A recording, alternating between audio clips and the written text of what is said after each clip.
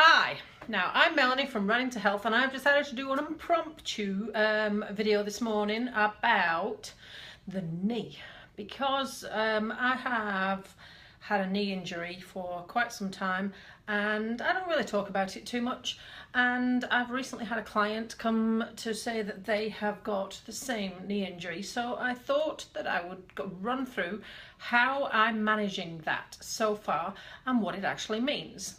So what is the injury?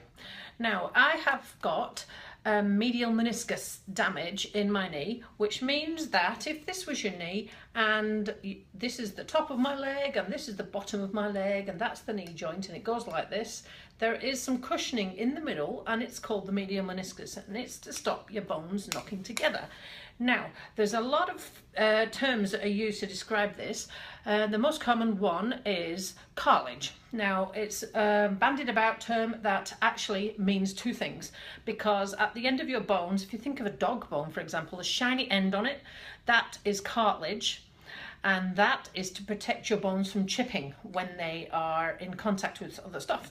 And the actual cartilage in your knee, the other bit of cartilage people often call cartilage, is actually not, it's medial meniscus. So you've got cartilage on the end of your knee, cartilage on the other end, and the bit in the middle that prevents the banging together is like a wee small pillow, so to speak, and it's called the medial meniscus, and it protects the two halves of the joint from contact with each other. So there's two types of cartilage. Now, I know what it looks like because I've actually seen the inside of my knee. I was awake during an arthroscopy operation where they were trying to trim and sort my medial meniscus because it was giving me issues, and that I'm going back like decades now, and I was supposed to be sedated but they forgot, and I could see on the wee monitor everything that was going on inside my knee. So I've actually seen the inside of my own knee, so I know what medial meniscus looks like. So what is it there for? Now, like I said, it protects the two halves of your knee joint and cushions them. Now, when you've got medial meniscus damage or a tear or wear, it wears away. It can wear away if it's been damaged previously and then you sustain arthritis in that joint. It can wear away to nothing, and it's not uncommon for an arthritic knee joint to have no cartilage, medial meniscus, on one side. So the bones are actually in contact with each other.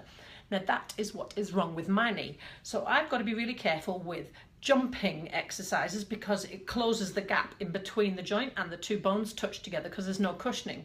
I can't run anymore because of the impact of running. It causes too much pain when the bones touch. I struggle with cycling because of the bending action, but mostly I can actually do it because there's no impact and my foot is on a base fixed on a platform. The other part that I really struggle with is squatting because of the load that goes through the knee joint when you squat. So I tend to do it left loaded onto my left leg. So my left leg is actually a lot stronger than my right.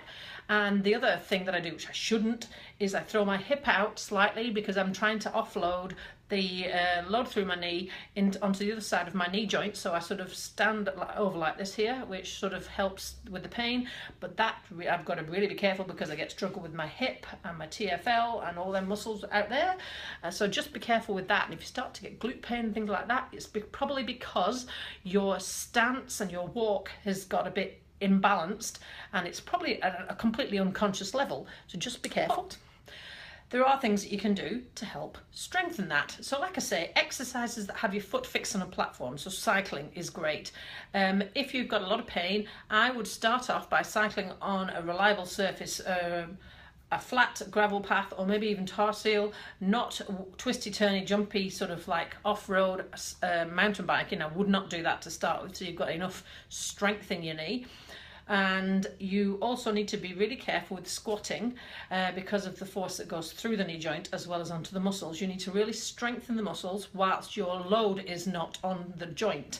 So that means lying down with your feet up in the air and that sort of strength. Now you can do push exercises against a Swiss ball. You can do lever extensions and bending whilst you're seated with an exercise band, that sort of thing. You also need to be careful about the Achilles and the calf because I have started to get trouble with that because I don't walk very far, because I can't.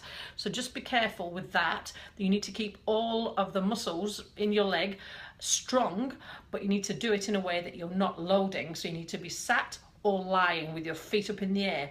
Now, if you go to a regular gym, that's easy peasy to do because there's a whole lot of plate machines where your feet go up in the air. But if you're not part of a gym, that's fine too, because all you need in that case is a Swiss ball, some resistance bands, and a bench. When you're exercising, try and avoid the jumping actions because that puts extra force through the knee joint. So you've got all the muscles strong. Try and avoid that sort of thing. If you're going to do lunges and squats, make them low impact. Make star jumps and all them sorts of things low impact, so you're sure that you've got enough strength around the muscles, because you're going to need to have super strong quads and hams, and you're going to have to have strong muscles all through your glutes and right around your knee, calf and everything, because that leg is going to have to do the work that your knee joint normally does. What can be done to improve it? Nothing. Sorry. Because once the meniscus starts to wear, that is the end of that, and ultimately what it will mean is a knee replacement. But a knee replacement, although the first operation is really straightforward, the subsequent ones become more and more and more invasive. So they won't do a knee replacement operation on anybody younger than sort of late 50s, early 60s normally, because they don't last and need to be replaced every 8 to 10 years. So they won't start unless there's something really major too early in life, because that'll mean multiple knees, and that will just mean you'll be more and more disabled each time they have to replace the knee. And that's the position I'm in at the minute, because I actually probably need a knee replacement, but I'm just not about, I'm about 12 years too young, so I'm waiting to find out whether they'll talk to me about some other type of thing. Meanwhile, I've just got to live with it. And my main exercise at the moment is swimming. I could swim for hours, but I can't walk around the block, and I can only cycle on a good day.